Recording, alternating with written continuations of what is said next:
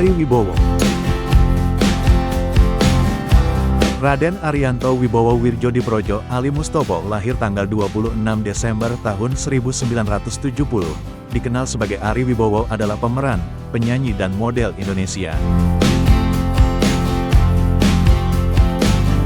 Terjun pertama Ari dengan dunia hiburan adalah saat ditawari untuk memperagakan karya perancang dunia tersohor dari Perancis, Pierre Cardin, di Hotel Hilton, Jakarta.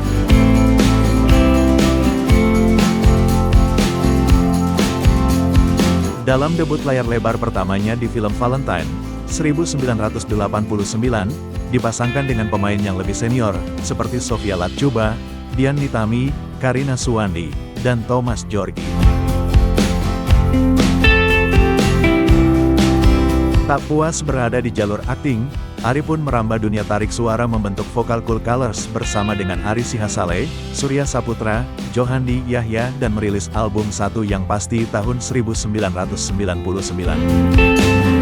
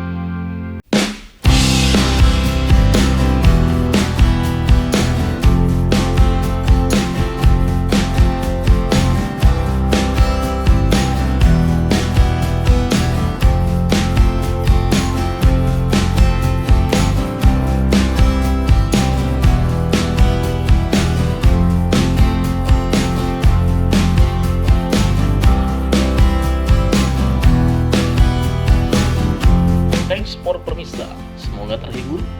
Jangan lupa subscribe dan like dan komennya. Nantikan video menarik lainnya.